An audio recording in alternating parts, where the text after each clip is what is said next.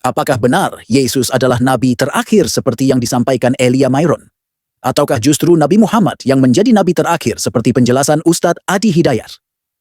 Mari kita simak bersama dengan pikiran terbuka agar mendapatkan pemahaman yang lebih jernih. Apa yang mereka ajarkan di dalam seluruh pengajaran mereka secara dogmatis dan secara doktrinal itu semuanya berbeda, bahkan ada hal yang bertentangan dengan iman kekristenan sendiri. Iman kekristenan jauh lebih tua, 700 tahun ketika gereja itu didirikan oleh Tuhan Yesus Kristus sebelum kelahiran Islam. Jadi prinsip pengajaran kekristenan itu sangat berbeda atau bahkan ada yang bertentangan dengan prinsip pengajaran Islam itu sendiri. Dan yang paling penting, di dalam teologi Islam mereka mengakui bahwa Muhammad adalah nabi yang terakhir. Bagi kita orang Kristen, menurut prinsip Ibrani 1 ayat 1, 2, dan 3 dikatakan bahwa sejak dahulu Allah telah berbicara melalui para nabi, maka sekarang ia berbicara melalui firman-Nya, anaknya sendiri.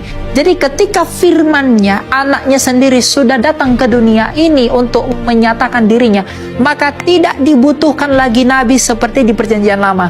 Oleh karena itu, kita tidak pernah mengakui ada nabi yang ditabiskan setelah Yesus Kristus yang dianggap sebagai utusan Allah lagi. Memang di dalam perjanjian baru ada yang disebut dengan nabi, tapi nabi di sana itu bukanlah nabi seperti di perjanjian lama, hanya menjalankan fungsi kenabian. Jadi karena teman-teman Islam mengatakan bahwa mereka mengimani Muhammad sebagai nabi terakhir, kita jelas menolak itu. Karena setelah Yesus Kristus tidak mungkin ada lagi nabi yang diutus oleh Allah, karena Yesus Kristus adalah puncak dari pewahyuan Allah itu menurut prinsip surat Ibrani. Buka Al-Baqarah ayat 151, paling kanan sebelah bawah. Kama arsalna fikum rasulan minkum. Kami kabulkan nih, kami utus seorang rasul dari kalangan kalian. Yatslu alaikum ayatina, 1. Wa yuzakkikum, 2. Wa yu'allimukumul kitaba, 3. Wal hikmah, 4. 5. Wa yu'allimukum ma lam takunu ta'lamun. Kemuliaan Nabi Muhammad sallallahu alaihi wasallam diminta 4, dijawab 5. Nabi Musa menghadap ke Fir'aun untuk berdakwah. Berdoa, Rabbi shrahli sadri wa yassirli. Ya Allah, mohon lapangkan hatiku. Kalau dicela aku bisa menerima. Sabar aku, mudahkan urusanku. Nabi Musa itu kurang apa? Nabi Rasul dekat dengan Allah. Berdoa kepada Allah, dikabulkan. Nabi Muhammad belum berdoa, turun ayat. Musa minta Rabbi shrahli. Nabi Muhammad belum minta alam nashrah laka sadrak. Perhatikan, Nabi Musa Rabbi shrahli sadri. Ya Allah, lapangkan hatiku, lapangkan jiwaku. Ya, minta dikabulkan. Nabi Muhammad belum minta, turun ayat alam nashrah laka sadrak. Musa minta wa yassirli amri, dikabulkan. Nabi Muhammad gak minta, turun ayat wa nuyassiruka lil yusra. Nabi Isa alaihissalam jaraknya 600 tahun sebelum kedatangan Nabi Muhammad SAW, sama. Bahkan sebelum lahir sudah ngasih kabar gembira kepada umatnya. Buka Quran surah 61 ayat ke-6 itu, paling kiri sebelah atas. Wa mubasysyira bi rasulin ya'ti min ba'di ismuhu Ahmad. Ngasih kabar ke umatnya, saya kasih kabar gembira ya, akan datang kabar gembira. Ini hukum dunia mengatakan kabar gembira itu dikasih tahu kalau bayinya sudah lahir. Ini bayinya belum lahir, 600 tahun sebelumnya udah ngasih kabar gembira. Ginilah, antum misalnya, maaf ya. Siapa nama? Akbar, Masya Allah. Akbar apa? Saya panggil Muhammad Akbar Firdaus, pakai awalan ya. Jangan tunggal, Akbar, Muhammad Akbar Firdaus. Saya panggil tiga-tiganya bagus lah. Saya panggil Muhammad misalnya ya. Firdaus, Akbar Firdaus. Saya panggil Firdaus sajalah. Firdaus, Masya Allah, ngasih kabar ke temannya. Siapa namanya? Fajri, Masya Allah. Fajri, Alhamdulillah, saya punya anak. Siapa namanya? Muhammad. Gimana anaknya? Nanti setelah menikah. Kira-kira gimana respon antum? Di mana-mana orang ngasih kabar gembira, lahir bayinya ngasih kabar gembira. Ini saking mulia Nabi Muhammad SAW, saking mulianya belum lahir sudah ngasih kabar gembira. Saking senangnya dengan kedatangan Nabi Muhammad SAW. Padahal 600 tahun sebelum datang. Saking bahagianya Nabi Isa mengatakan pada umatnya, Nabi Isa, Mesias, Yesus mengatakan pada umatnya, akan datang Rasul setelah aku. Aku Nabi, aku Rasul, tapi setelah aku akan datang Rasul yang sangat mulia. Ismuhu Ahmad. Gembira padahal belum lahir. Anda bayangkan, Nabi Isa itu Nabi, Rasul. Lahirnya luar biasa, wafatnya luar biasa. Naik ke langit kemudian diangkat dengan cara yang sangat luar biasa. Nabi belum lahir sudah gembira. Ente siapa? Nabi bukan, Rasul juga bukan, surga belum ada jaminan, amalan masih berantakan, hisab menegangkan, nggak ada kegembiraan di hadapan Nabi Anda Sallallahu Alaihi Wasallam. Itu siapa? Dia aneh kalau ada orang yang nggak gembira. Nabi Rasul ya gembira, masa antum bukan Nabi bukan Rasul nggak gembira? Paham ya? Tuh, awas. Nah ini sangat menarik teman-teman sekalian. Nah, nanti kita lihat Nabi Isa ngasih nama siapa? Disebutkan dengan nama apa? Ahmad. Lihat, Ahmad. Ini saya bahas dengan tuntas dulu nih. Ini masih pengantar nih, belum ke intinya. Ahmad. Ah, sementara ketika diberi nama beliau lahir, diberi nama dengan apa? Muhammad. Bahkan disebutkan dalam Quran 4 kali Ahmad sekali. Lihat nih, di antara mukjizat penamaannya, jarang disebutkan ini. Ahmad sekali disebut dengan Muhammad 4 kali. Lihat baik-baik. Muhammad 4 kali. Quran surah 3 ayat 144, Quran surah 33 ayat ke-40, Quran surah ke-47 dengan namanya ayat kedua, dan Quran surah ke-48 ayat 29. 4 kali dengan nama Muhammad, sekali dengan nama Ahmad. Kalau disebutkan Muhammad, itu bentuk superlatif, sighah mubalaghah dari kata Mahmud, yang punya hubungan baik dengan sesama, hablum minan nas, dengan lingkungan bahkan, sehingga datang pujian mengalir kepadanya. Kalau Anda dipuji dari luar, itu disebut dengan mahmudun, persis seperti mukarram. Ya, al-mukarram artinya melekat pujian kepadanya karena hubungan baik dengan sekitarannya. Perhatian bagus, baik. Jangankan pada manusia, pada hewan itu luar biasa perhatian. Bahkan saat orang menyembelih, oleh Nabi diperhatikan, hei jangan sakiti hewannya. Idza dzabhtum fa ahsinudz dzibhah. Kalau kalian menyembelih, sempurnakan sembelihan, baguskan. Jangan berikan penderitaan kepada hewan, karena itu dicontohkan sekali goresan. Gesek. Ya, gorok sekali sudah selesai. Ya, jangan sampai menyakiti hewannya. Bahkan saat Anda akan menyembelih pun kata Nabi, tajamkan pisaunya. Bahkan saat menajamkan pisaunya itu pun jangan di hadapan hewan yang akan disembelih. Siap-siap ya, siap-siap. Sabar nanti ya, sabar. Kandidat selanjutnya, kandidat. Nah, itu pada tumbuhan, silakan cek pada tumbuhan. Bahkan dalam suasana perang, kata Nabi jangan rusak tanaman. Jangan rusak tanaman. Di mana ada peraturan peperangan, nggak boleh merusak sekitarannya. Di Islam itu indah. Dalam perang saja yang penuh dengan kecamuk, jangan rusak.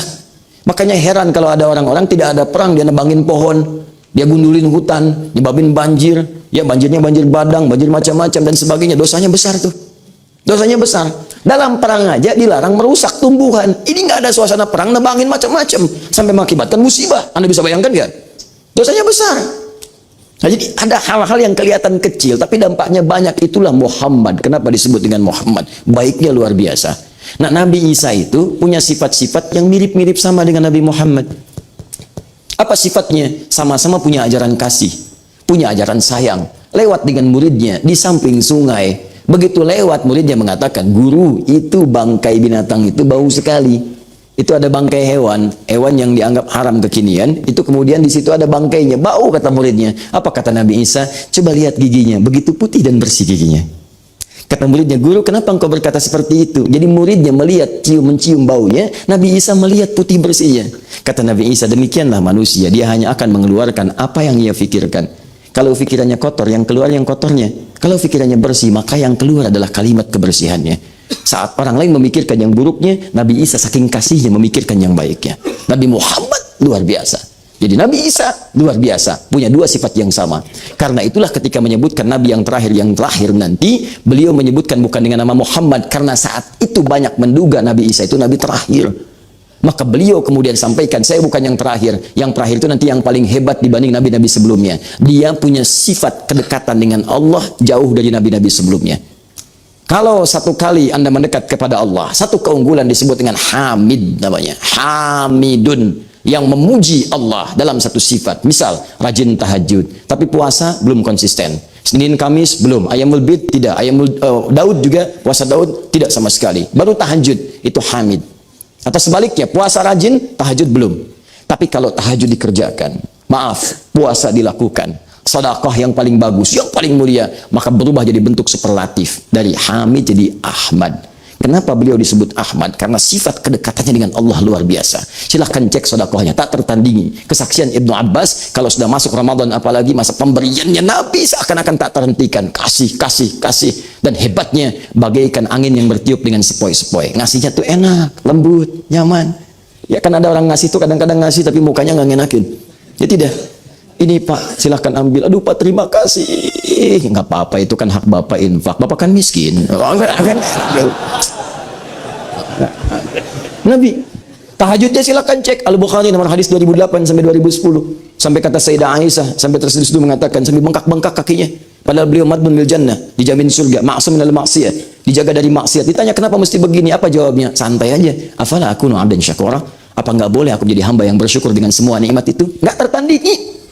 Enggak tertandingi. Bacaan Qur'annya, tilawahnya, murojaahnya, sampai murojaah dengan malaikat, murojaah dengan sahabatnya. Ibnu Mas'ud tolong bacakan ayat ini, ya Rasulullah, ayat itu kan turun pada Anda. Apa tidak boleh aku mendengar dari yang lain? Masih tidak gengsi mendengar dari yang lain. Bacakan, dengarkan. Itu luar biasa. Semuanya terkumpul pada beliau, kemuliaan, kedekatan dengan Allah. Makanya disebut orang paling takwa yang pernah hadir di bumi. Karena dekatnya dengan Allah, maka dinamai dengan Ahmad. Ingat, semua nama yang melekat pada Nabi Muhammad mulia, bentuknya sifat, bukan zat. Kalau zat, itu untuk membedakan satu dengan yang lainnya. Fajri, oh, yang nengok Fajri, bukan Muhammad Akbar. Untuk membedakan, ketika saya panggil si A, yang nengok si A, bukan yang lain. Itu zat namanya. Yang kedua sifat. Sifat itu melekat kepada zat dengan keunggulan yang melekat di dalamnya. Jujur sifat, sabar sifat, baik sifat. Nama Nabi Muhammad dengan izin Allah yang melekat kepadanya semuanya sifat, bukan zat. Kenapa? Untuk menunjukkan keabadian, kemuliaan sifatnya sehingga bisa diteladani dalam setiap waktu. Sifat yang terus berjenjang diteladani setiap waktu disebut dengan uswah namanya. Maka turun Quran surah ke-33 ayat 21. Laqad kana lakum fi Rasulillahi uswatun hasanah. Ini dari segi penamaannya. Lahirlah sosok disebut dengan Muhammad, disebut dengan Ahmad. Saya tidak akan bercerita sampai kedalamannya, terlampau panjang kalau kita bahas. Singkatnya, sosok ini jadi inspirasi dari semua tahapan kehidupannya. Dari kecil jadi teladan, saat pemuda jadi Al-Amin, saat jadi Nabi semua terkumpul kemuliaan pada beliau. Sampai sebagai seorang ayah teladan, sebagai seorang suami teladan, seorang kakek teladan, seorang pemimpin teladan, seorang yang pernah berbisnis teladan, seorang yang pernah berdagang teladan. Semua aspek kehidupan terkumpul miniaturnya kepada kehidupan beliau. Dan hebatnya, semua yang bergabung dengan beliau, belajar dari beliau, juga jadi teladan dalam kehidupannya. Setelah mendengar dua pandangan yang berbeda, bagaimana menurut Anda? Silakan tinggalkan komentar, bagikan pendapat Anda, dan jangan lupa subscribe agar tidak ketinggalan pembahasan menarik lainnya.